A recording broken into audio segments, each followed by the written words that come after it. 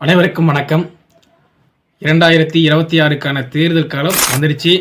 இதில் 26ல் மாற்றம் ஏற்படணும் அப்படின்னு பலர் சொன்னால் கூட பொதுமக்களாகிய நாம் என்ன செய்யணும், என்ன செய்யக்கூடாதுன்னு சில விஷயம் இருக்குது. அது என்னென்னலாம் அப்போ பார்த்தலாம்.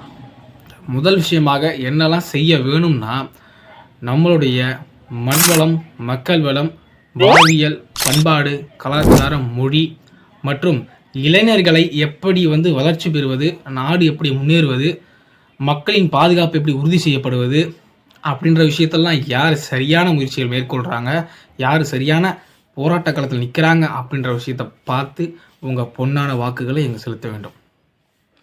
இரண்டாவது, என்னெல்லாம் செய்யக்கூடாதுன்னா, பாலியல் வன்கொடுமை, கொலை, குற்றம், ஊழல், லஞ்சம், இயற்கை கனிம வள கொள்ளை இதையெல்லாம் செய்யக்கூடிய அரசை தயவு செய்து மீண்டும் நீங்கள் அமைக்கக்கூடாது.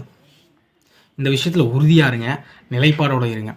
அடுத்த விஷயம் என்ன செய்யக்கூடாதுன்னா, அரசியல்னா என்ன, அரசியல் எப்படி இருக்கணும், எப்படின்னா ஒரு அரசை கட்டமைக்கணும்னு தெரியாத அரசை ஒருபோதும் ஏற்றுக்கொள்ளாதீங்க. அடுத்த விஷயமா, தயவு செய்து இந்த நோட்டான்னு ஒன்று இருக்குது, நோட்டாக்கு வாக்கு செலுத்தி உங்களோட பொன்னான வாக்கை வீணடிக்காதீங்க. ஆகையால் நோட்டாக்கு வாக்கு செலுத்தாதீங்க. விவசாயிகள் இல்லையனால் உணவு இல்லை அப்படின்றத நீங்கள் மறந்துடாதீங்க.